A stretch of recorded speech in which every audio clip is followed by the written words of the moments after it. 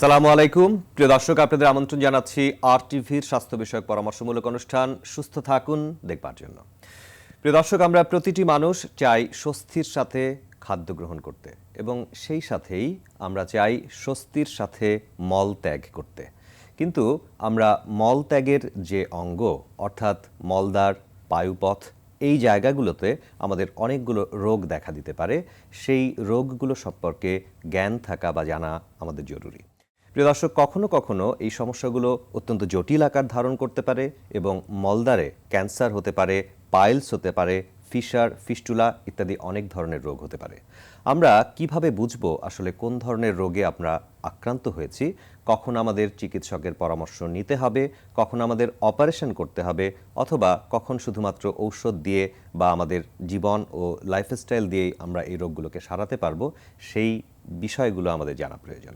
সে কারণেই আমাদের আজকের আলোচনার বিষয় হেমোরয়েড বা পাইলস জনিত সমস্যা এবং তার প্রতিকার। প্রিয় দর্শক, আপনারা যদি পরবর্তীতে এই অনুষ্ঠানটি দেখতে বা শুনতে চান সেক্ষেত্রে সার্চ করতে পারেন ইউটিউবে youtube.com RTV লাইফস্টাইল এই ঠিকানায়। দর্শক, আজকের এই গুরুত্বপূর্ণ আলোচনায় আমাদের সাথে উপস্থিত রয়েছেন জেনারেল ও colorectal surgeon doctor Mohammad Ibrahim Khalil, সহযোগী অধ্যাপক, ঢাকা মেডিকেল কলেজ হাসপাতাল। স্যার, আপনাকে স্বাগত জানাচ্ছি আমাদের আজকের অনুষ্ঠানে।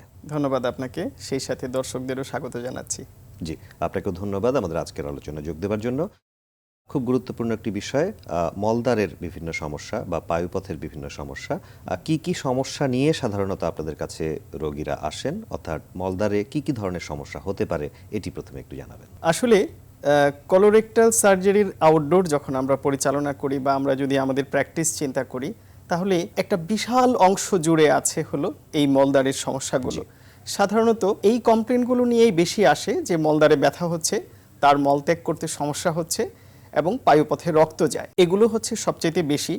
এছাড়াও অনেকে আসেন যে তার পুঁজ পড়ে, একটু ফিস্টুলার মতন হয়ে আছে, অনেকে আসেন চুলকানি হয়েছে, অনেকে আসেন যে মাংস ফুলে বেড়ে গেছে এবং চামড়া বেড়ে গেছে, যেটাকে তাদের ভাষায় তারা গেজ বলে থাকে। এই ধরনের সমস্যাগুলোই সাধারণত এখানে বেশি। কখনো কখনো বিশেষত যারা ডায়াবেটিসের রোগী, তাদের দেখা যায় মলদ্বারে ফোড়া হয়ে থাকে এবং সেই ফোড়াটা ব্যথা এবং অনেকটা ফুলা নিয়ে চলে আসে। তবে এর মধ্যে মলদ্বারে রক্ত যাওয়া এবং মলদ্বারে ব্যথা, এই দুটোই হচ্ছে সবচেয়ে বেশি মানুষের কমপ্লেইন থাকে। আমরা একটি রোগের নাম সবসময় বেশি শুনে থাকি এবং অসংখ্য মানুষ এই রোগে ভুগে থাকেন, সেটি হচ্ছে পাইলস বা হেমোরয়েড, যেটিকে আমরা মেডিকেলের ভাষায় বলে থাকি।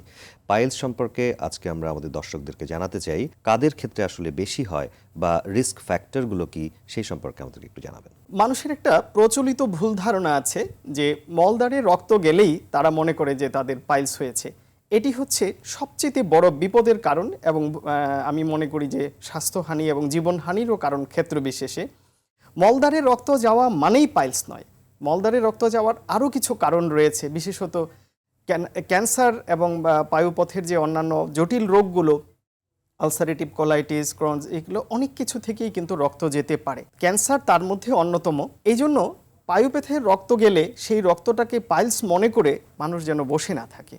প্রয়োজন হচ্ছে একজন বিশেষজ্ঞ চিকিৎসকের কাছে গিয়ে সঠিক রোগ নিরূপণ। এখন আসুন, পাইলস হয়েছে কিনা সেটা কি? সেটা কিভাবে? পাইলসটা হচ্ছে মলদ্বারের যে শেষ অংশটা, পায়ুপথের যে মুখ, সেখানে 3টি মাংসপিণ্ড থাকে, যেটাকে আমরা বলি অ্যানাল কুশন। এগুলোই যখন বিভিন্ন কারণে বেড়ে যায়, বেড়ে গিয়ে যখন এটা বাইরে বের হয়ে আসে এবং এখান থেকে যখন রক্তপাত হয়, তখন সেটাকে আসলে আমরা বলি হেমোরয়েডস, সাধারণ ভাষায় বলে পাইলস। এটি হচ্ছে পাইলস রোগের লক্ষণ। আসলে কাদের ক্ষেত্রে পাইলস হওয়ার সম্ভাবনা বেশি? আমাদের দৈনন্দিন খাদ্যাভ্যাস, অথবা বয়স, অথবা পুরুষ, মহিলা বা ইয়াং এজ, ওল্ড এজ, এগুলির সাথে কোনো সম্পর্ক রয়েছে কিনা একটু যদি ক্লিয়ার করতেন। পাইলস রোগটি আসলে যদি আপনি নির্ধারিতভাবে বলেন যে একটি কোনো কারণের আছে কিনা, সেরকম নির্ধারিতভাবে একটি কোনো কারণ নেই। বেশিরভাগ ক্ষেত্রেই দেখা যায় কোষ্ঠকাঠিন্য থেকেই এটার সূত্রপাত হয়ে থাকে। এছাড়া আজকাল আমাদের খাদ্যাভ্যাসের পরিবর্তনের কারণেও কিন্তু এই রোগটি হয়ে থাকে। আমরা অনেকেই এখন সুষম খাদ্য বলতে যেটা বোঝায় যে আমরা শর্করা বা কার্বোহাইড্রেট, আমি যদি এভাবে বলি ভাত, মাছ, মাংস, ডিম বা এগুলোর সাথে পর্যাপ্ত শাকসবজি, সেটা কিন্তু আমরা খাই না বললেই চলে। সালাদ, কাঁচা ফলমূল, এগুলো কিন্তু আমরা আজকাল খাই না। আরও একটি কারণ হয়েছে, আপনি দেখবেন যে এখন সবাই ঘরে বসে বসে ভিডিও গেমস খেলছে, মোবাইল দেখছে। অর্থাৎ শারীরিক পরিশ্রম বা ব্যায়াম করা যেটা, সেটা কিন্তু এখন নাই বললেই চলে। মানুষ এখন কিন্তু আসলে কোষ্ঠকাঠিন্য বা কনস্টিপেশন যেটাকে আমরা বলি সেটাতে ভুগে থাকে, এবং এই খাদ্যাভ্যাস পরিবর্তন, যারা এই যে শুয়ে বসে জীবন যাপন করেন, এই সমস্ত কারণেই কিন্তু পাইলসের উপদ্রবটা এখন বেশি দেখা যায়। সেই ক্ষেত্রে পাইলসের যারা রোগী রয়েছেন চিকিৎসা নিয়েও তারা বিচলিত থাকেন।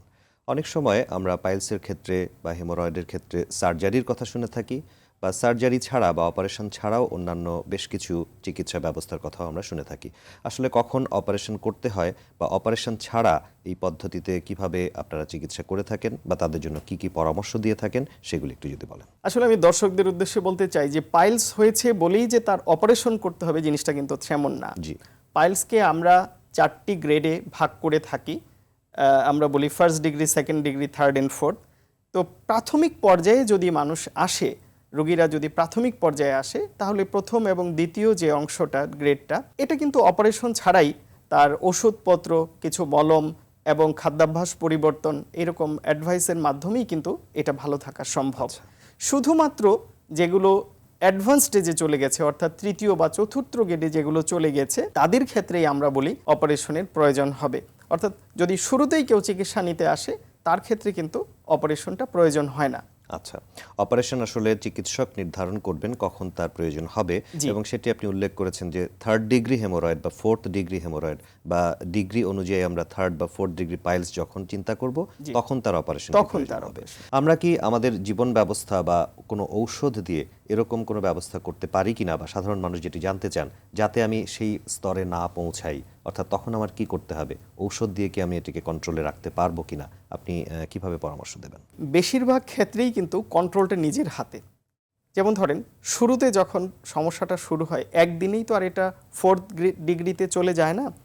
যখন শুরুতে ছিল, সেই সময়ে যদি খাদ্যাভ্যাসগুলো পরিবর্তন করে, সেই সময়ে যদি ধূমপান থেকে বিরত থাকে, বা যেগুলো রিস্ক ফ্যাক্টর অলরেডি আমি আলোচনা করেছি সেটা যদি না করে, এবং সঠিকভাবে যদি চিকিৎসকের কাছে গিয়ে রোগ নির্ণয় করে যে ওষুধপত্রগুলো আমরা দিয়ে থাকি সেগুলো যদি ব্যবহার করে, তাহলে কিন্তু এটা ওইভাবে সবার ক্ষেত্রে প্রোগ্রেস করবে না এবং ভালো থাকবে।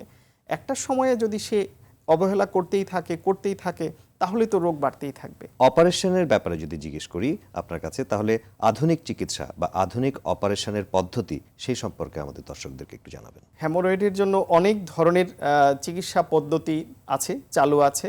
সেই প্রাচীন যে মিলিগান মর্গান অপারেশন, যেটা আমরা কেটে অপারেশন করা বলতে যেটাকে বোঝাই, সেটাও যেমন আছে। আবার লেজার দিয়ে আজকাল অপারেশন করার কথা বিশেষত রোগীদের কাছে খুবই প্রচলিত, এবং বিশেষত আমি বলবো যে কিছু বিজ্ঞাপনের কারণে বরঞ্চ এগুলো আরও জনপ্রিয়তা পেয়ে যাচ্ছে। কিন্তু এই চিকিৎসাগুলো কার ক্ষেত্রে কোনটি প্রযোজ্য হবে, এটা কিন্তু শুধুমাত্র রোগী দেখে একজন বিশেষজ্ঞ চিকিৎসকই নির্ধারণ করেন। যে আমি উদাহরণ যদি দেই আপনাকে, যেমন ফোর্থ ডিগ্রি যে হেমোরয়েডের কথা বললাম, যে প্রলাপসড হয়ে আছে যে হেমোরয়েডগুলো, তাকে যদি আমরা লেজার দিয়ে চিকিৎসা করি, তাহলে তার সমস্যা কিন্তু সমাধান হবে না, এটি যাবে না।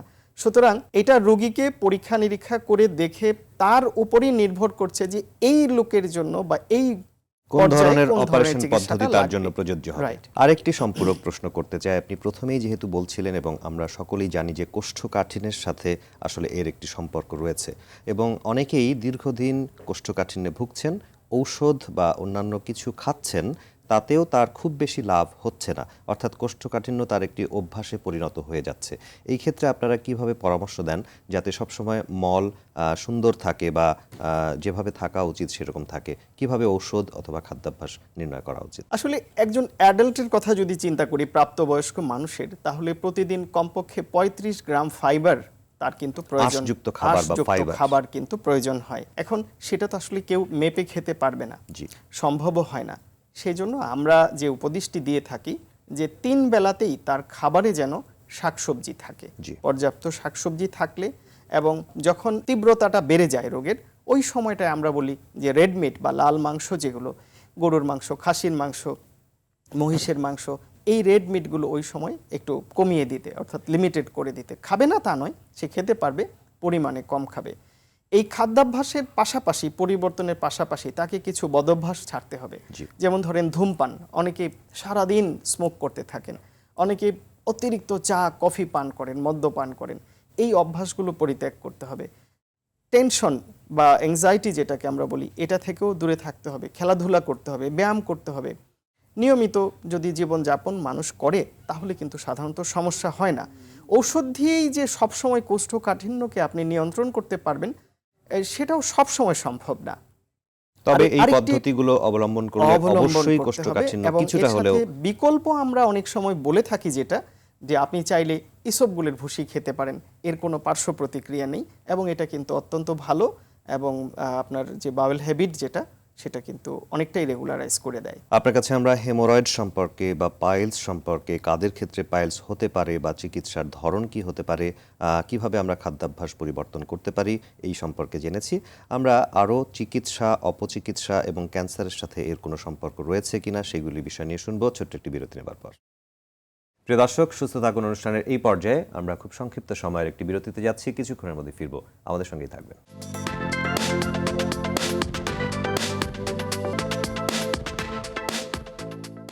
প্রিয় দর্শক, বিরতির পর আবার আমরা ফিরে এলাম সুস্থ থাকুন অনুষ্ঠানের আজকের পর্বে। আমাদের আজকের আলোচনার বিষয় হেমোরয়েড বা পাইলস, এই সমস্যা এবং তার প্রতিকার।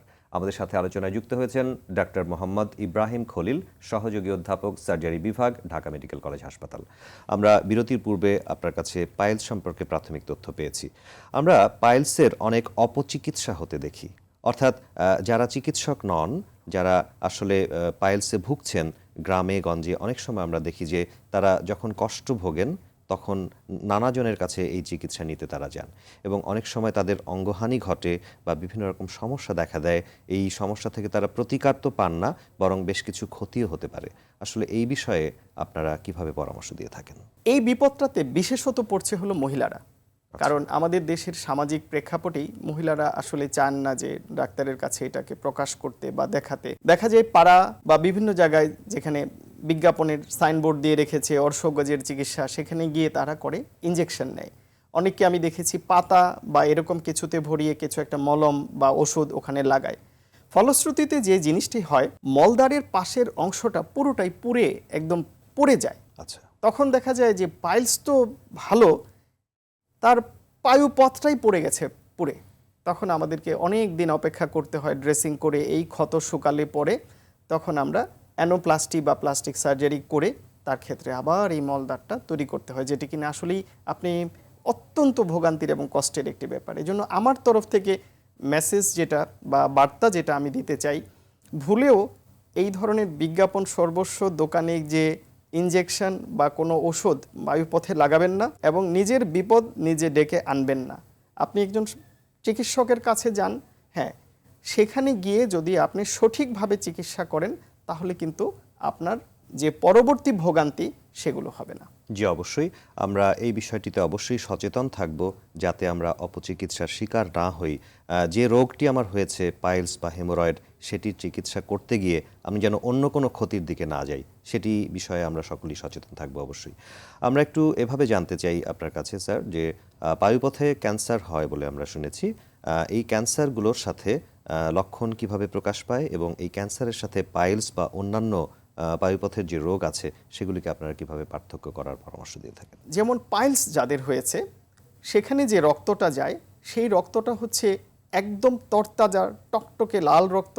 এখন কেটে গেলে যেরকম রক্তটা পড়ে ঠিক সেই ধরনের রক্ত, ব্যথাবিহীন এবং এখানে কোনো ব্যথা থাকবে না মলদ্বারে। রক্তটা যখন পড়ে রোগীরা বলে যে একেবারে তীরের ব্যাগে পড়ে বা ফোঁটা ফোঁটা টপ টপ করে পড়ছে, প্যানে ভরে যাচ্ছে, এইভাবে রক্ত পড়ছে। কিন্তু ক্যান্সারের যে রক্ত, এটাও শুরুতে কোনো ব্যথা থাকে না, কিন্তু ক্যান্সারের রক্তটা হচ্ছে আপনার অনেকগুলো মিউকাস এবং কিছুটা পায়খানা বা মলের সাথে মিশে পড়ে। একেবারেই যে তরতাজা রক্ত যেটা, ঠিক সেই রকম না। আর শেষের দিকে গিয়ে ক্যান্সার যখন ছড়িয়ে যায় তখন কিন্তু এটা ব্যথাও আসতে পারে।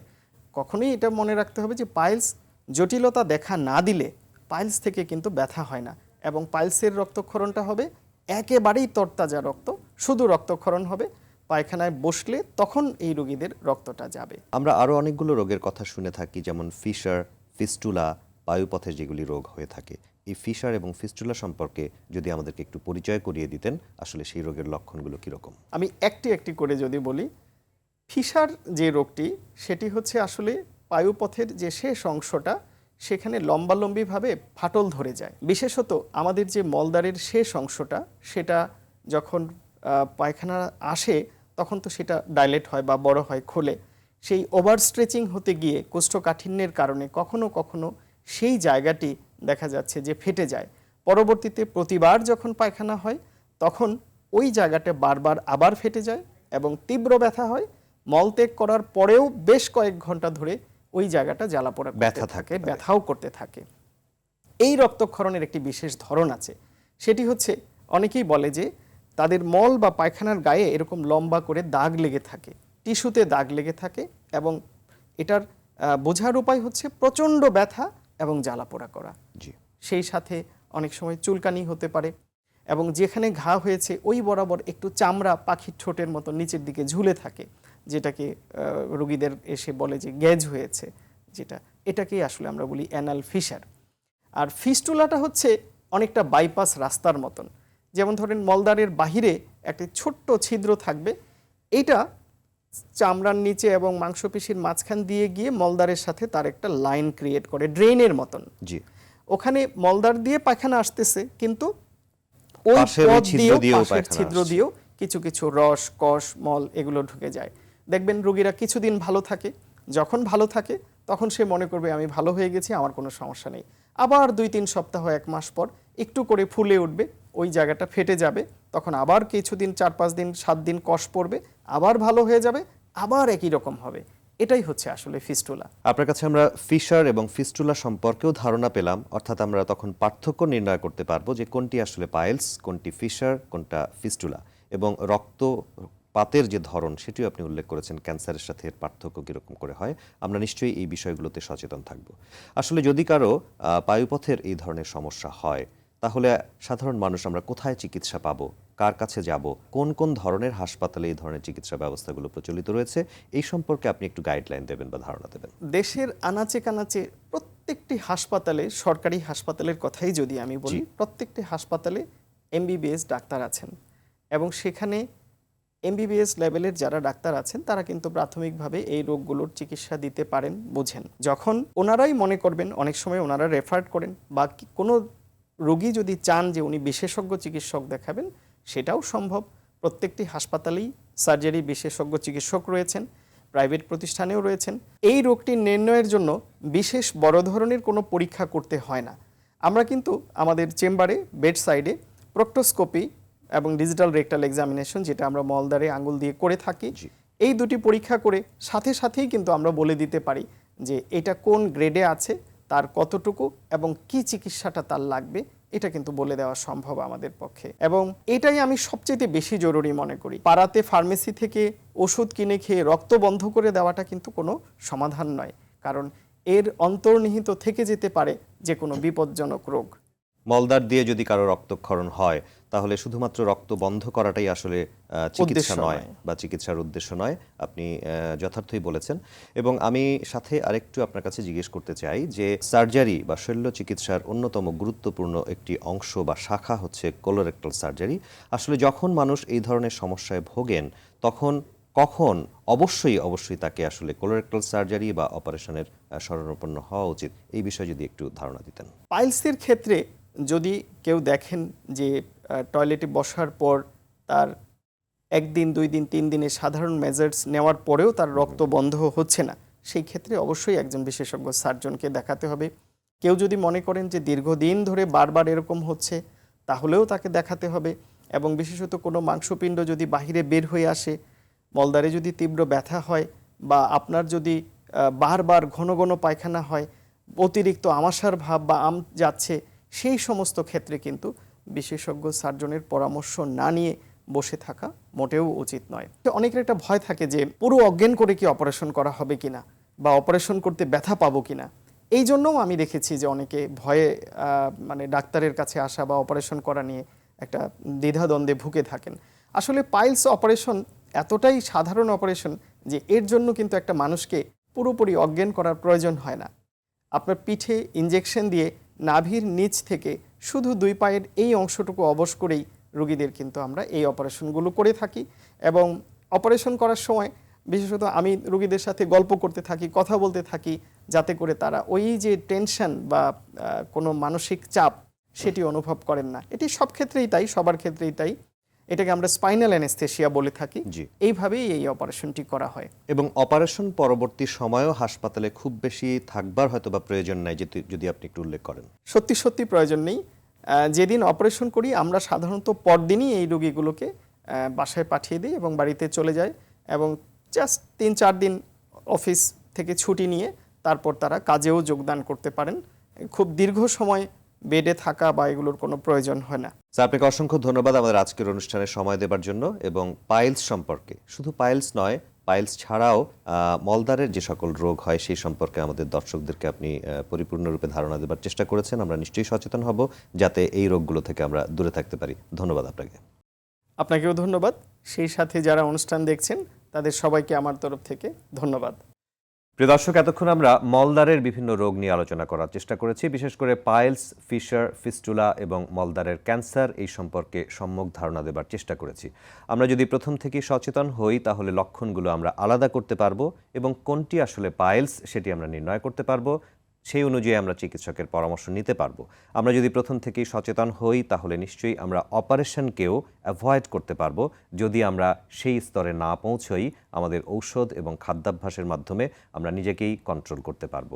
প্রিয় দর্শক, এই জিনিসগুলো বা এই বিষয়গুলো যদি আমরা জানতে পারি তাহলে নিশ্চয়ই মলদ্বারের বিভিন্ন রোগ থেকে আমরা প্রতিকার এবং প্রতিরোধ পেতে পারি। আপনাদের সকলকে ধন্যবাদ আমাদের আজকের অনুষ্ঠানটি উপভোগ করবার জন্য, এবং আগামী সপ্তাহের সুস্থ থাকুন দেখবার আমন্ত্রণ জানিয়ে আজকের মতো বিদায় নিচ্ছি। আল্লাহ হাফেজ।